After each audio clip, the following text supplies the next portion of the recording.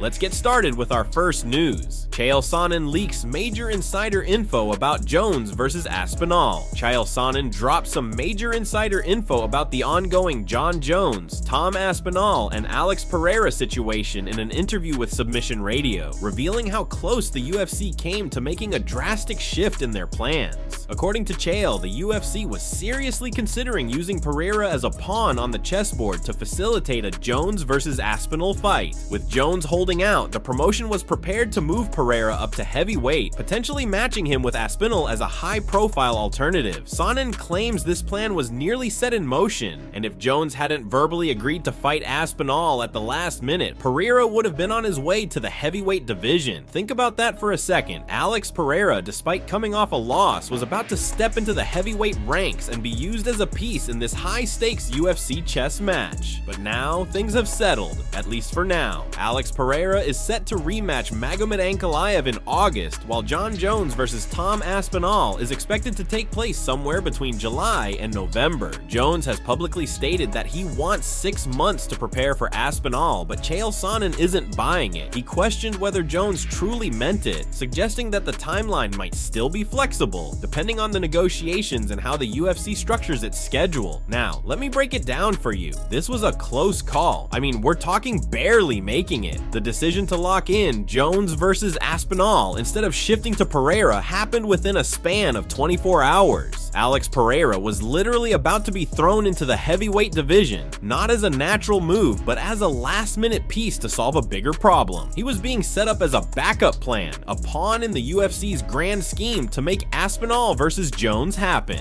But let's not act like Pereira versus Aspinall would have been a bad fight, because it wouldn't have been. That would have been one hell of a consolation prize. Two elite strikers, both dangerous, both unpredictable, and Pereira, despite being new to the division, brings that knockout power that could shake any weight class. At the end of the day though, the UFC managed to get a deal done with Jon Jones and Aspinall, at least verbally, just in the nick of time. And this, my friends, is inside information you will not have heard anywhere else. Move on to another news. Alex Pereira wants a rule change in the UFC and the MMA community reacts. All signs currently point to an immediate rematch between Alex Pereira and Magomed Ankalaev. But if Pereira has his way, it sounds like a rule change could happen before that fight even takes place. Earlier this month, Pereira lost the UFC's light heavyweight crown to Magomed Ankalaev at UFC 313 via unanimous decision. And let's just say, he's not happy about how things played out. It seemed like most people agreed with the judge's decision, but not everyone did. There's been a lot of debate over whether Ankalaev actually did enough to win that fight decisively. Some believe he spent way too much time just clinching with Pereira against the fence. Sure, he controlled the fight, but was he actually doing anything offensive?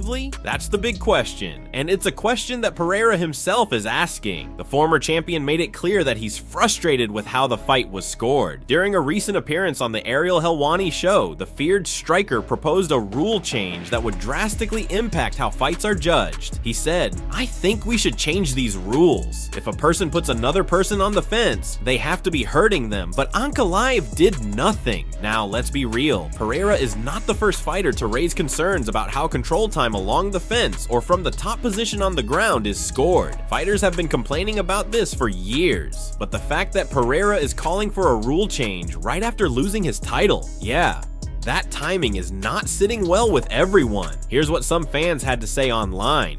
One fan wrote, "People applaud Ankalaev for round 4 but trash Mario Bautista. LOL." Another chimed in, "Alex wants points for being controlled against the fence. That's part of the control criteria. If they've got you backed up against the fence, they're controlling where the fight goes." Some fans even defended Ankalaev despite not being his biggest supporters. One person said, "I don't even like Ankalaev that much, and I wanted Pereira to win, but he lost that one." Another fan added, "I love Alex, but it's not a good look to campaign for rule changes just because you lost." So now the question is, what do you think? Is Pereira making a valid point? Do you agree that the scoring system needs to be changed? And if the rules were different, would you have scored the fight for Pereira, or maybe you already did?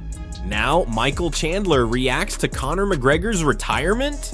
With Conor McGregor now openly acknowledging that politics in Ireland, not fighting, is what's really driving him, even more people are convinced that his return to the UFC is never happening. But while some have moved on, Michael Chandler is still keeping the door open for a potential fight if McGregor ever decides to come back. Recently, McGregor dropped a bombshell announcing that he plans to run for president in Ireland. That's right, the former UFC featherweight and lightweight champion is looking to take his talents from the octagon to the world of politics. And according to McGregor, he's more motivated than ever to bring change to his home country, even stating that he's content with his legacy in MMA and doesn't feel the same drive to fight anymore. So where does this leave Michael Chandler? Well, Iron Mike was recently asked about McGregor's latest career shift, and he didn't hold back. Chandler said, "Unless you're brand new, you know that Chandler versus McGregor was supposed to happen, and never did. I waited for Conor for a little bit, we got the fight booked, then he pulled out. Who knows if he's ever coming back?" Now, Chandler has been waiting on the sidelines for a long time, hoping to finally get his shot at the sport's biggest superstar. But with McGregor now shifting his focus to politics, it seems like Chandler might have been strung along for nothing. However, Chandler made one thing very clear: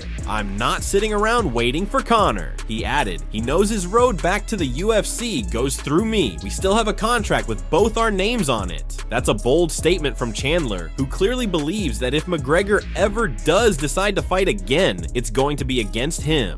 But will the UFC actually go in that direction? After all, McGregor has been hinting at a potential trilogy fight with Nate Diaz for years, and if the UFC had the option to book McGregor vs. Diaz 3 instead of McGregor vs. Chandler, would they really pass it up? So what do you think? If McGregor ever fights again, will it be against Michael Chandler, or will the UFC go for an even bigger matchup, like McGregor vs. Nate Diaz 3? Now, Paddy Pimblett recently explained why he decided to give Ilia Topuria a fist bump during the UFC London weigh-ins last week. On his YouTube channel, Paddy shared the moment and what led up to it. According to him, Ilia saluted him first. "I was staring at him over there," Paddy said. "He looked at me quite funny. As I walked across, he kept looking at me and I was looking at him. And then he just did that." Pimblett reenacted the moment, showing how Topuria made a small gesture at him. Then, on stage, as Pimblett walked past Topuria, they both just kind of laughed.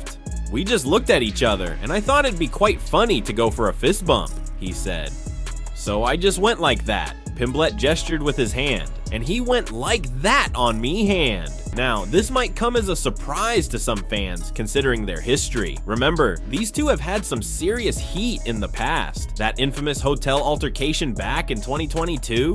Yeah, the one where Ilia threw a bottle at Paddy. It seemed like they'd never see eye to eye after that. But now, a fist bump at the weigh-ins. Fans are definitely talking about it. Some people think it's a sign of mutual respect. Fighters who've been through the fire and now share an understanding. Others believe it was just a spur-of-the-moment thing, with both guys realizing how much energy they've put into this rivalry and just deciding to laugh it off. But let's be real, just because they exchanged a small gesture, that doesn't mean they're friends now. If they ever fight inside the octagon, you know it's going to be just as intense as ever. Paddy even admitted, "Look, we might not like each other, but at that moment, we just had a little laugh." So what do you think? Was this just a meaningless fist bump, or could this be a sign that the rivalry is finally cooling down? Let us know in the comments. Masvidal is back in the headlines, and he's got his sights set on Leon Edwards. The former BMF champion has made it crystal clear, if he returns to the octagon, it won't just be for any fight. He wants to settle business with Edwards, and in the process make one last run at UFC gold. This isn't just another call-out. Masvidal and Edwards have history, a long heated history that goes all the way back to 2019, when the two had an infamous backstage altercation. That's when Masvidal gave Leon the now legendary 3-piece and a soda. Since then, their careers have gone in very different directions. Edwards kept climbing the ranks and eventually won the UFC welterweight title, while Masvidal struggled inside the cage before stepping away from the sport. But now, Gamebred wants to rewrite the story. Masvidal is convinced that he has the tools to break Edwards down over 5 rounds. He isn't just looking for a payday, he believes he can win. He said, "I know for a fact he can't wrestle me for 5 rounds. I don't have to worry about his takedowns. And on the feet, he's fragile compared to me." Now this call out has got fans talking. Should Masvidal really get a title shot? Some argue that he's been out of the game for too long and doesn't deserve to jump ahead of the contenders who have been grinding their way up the rankings. Others believe that this fight makes perfect sense, not just because of their history, but because it would be a massive seller for the UFC. One thing is for sure, if Jorge Masvidal and Leon Edwards ever step inside the octagon together, it won't just be about the belt, it'll be about pride, revenge, and settling the score once and for all. So what do you think? Should the UFC book this fight, or should Masvidal have to earn his shot the hard way? Mark Hunt has issued a serious warning to Dana White, suggesting that the UFC boss could be facing jail time. Hunt has been very vocal about his ongoing legal battle against the UFC and Brock Lesnar over their controversial fight at UFC 200 back in 2016. And now, he's claiming that big trouble is coming for White and his entire organization. Hunt has made it crystal clear that he believes the UFC's way of doing business is finally catching up to them. He's been fighting them in court for years, and while the UFC has managed to dodge major consequences so far, he insists that their legal troubles are far from over. In his latest statement, Hunt didn't hold back. He said, "Dana White and all his cohorts know the landscape has changed. The tidal wave is coming and they have serious problems." Those are some strong words, and it's clear that Hunt believes the UFC could be in real trouble. But the big question is, what does he mean by this? Is there a new lawsuit coming? Does Hunt know something that the public doesn't? Or is this just another warning from someone who's been at war with the UFC for years? As of now, Dana White has not responded to Hunt's warning, but one thing is for sure, if Hunt's claims turn out to be true, this could shake up the entire sport. So what do you think? Could Dana White actually be in legal trouble? Or is Mark Hunt just venting his frustration after all these years? And finally, Jon Jones's lifestyle has always been a hot topic in the MMA world, and now someone who has trained with him for years is shedding new light on it. Demian Maia, who spent time with Jones at Jackson Wink MMA, recently shared some eye-opening details about how the UFC heavyweight champion balances his training with his wild personal life. According to Maia, Jones isn't someone who is partying every single night, but it's also not rare for him to show up at the gym clearly coming off a night of drinking. The crazy part, even in that state, Jones still destroys everyone in training as if it's nothing. His ability to dominate, even without being in top condition, is just another reason why people call him one of the greatest to ever do it. With Jones now gearing up for his highly anticipated showdown with Tom Aspinall, conversations about his lifestyle are coming up once again. For years, critics have pointed to his out-of-the-cage habits as a sign that his reign at the top will eventually crumble. But time and time again, Jones steps into the octagon and proves them wrong. No matter what happens outside the cage, inside, he's a monster. Maia recalled one moment in particular that perfectly captures the duality of Jones. He said, "Of course I have a lot of memories with Jon. He is incredibly skilled. He shows up at the gym and effortlessly dominates everyone, including the younger guys. He is just that good."